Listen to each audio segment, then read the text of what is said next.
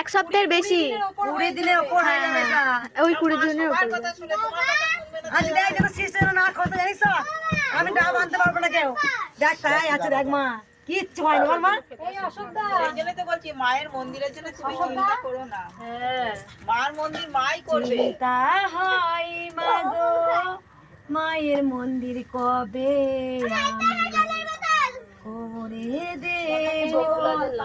সবাই থাকে অট্টালিকা, আমার সেটাই সবাই থাকে অট্টালিকা।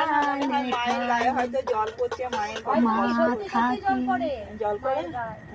মায়ের গায়ে জল পড়ে গো, চারিধারে মায়ের গায়ে জল পড়ে। এ তোমার লীলা, হে তোমার লীলা,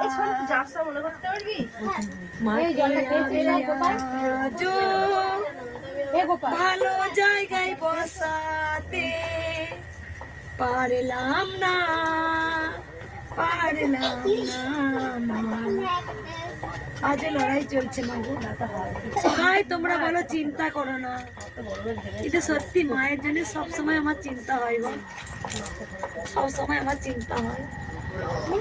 নিজের ঘর থাকতেও মাকে বার করে দিল।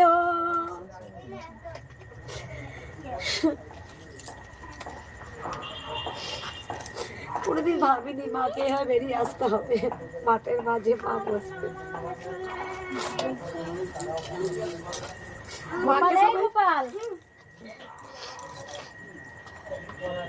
আমাদের পাড়া থেকে প্ল্যানিং করে মাকে ছিঁড়ে খুঁড়ে খেলো মা, মাকে ছিঁড়ে খুঁড়ে খেয়ে নিল মা গো।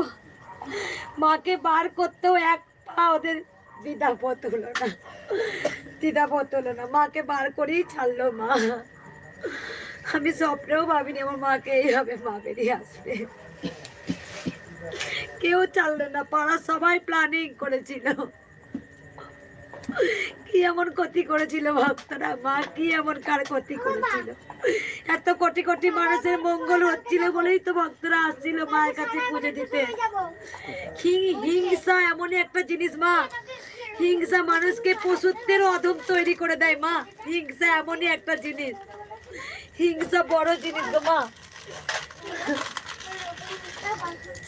নিজের বাড়িতে যেমনই ছিল মা, সুন্দর করে তো রেখেছিলাম মাকে। আজকে মাকে কামড়ে কুমড়ে ছিঁড়ে চুল টেনে মায়ের গয়না চুরি করে, শাড়ি চুরি করে, মায়ের কামড়ে কুমড়ে মাকে যেন মানুষই রাক্ষস হয়ে গেছে, ভগবানকে চিড়ে চিড়ে খেয়ে নিচ্ছে মা। আমাদের পাড়াতে এমন করলো মাকে, দেখি তো। না না না, ও বলছে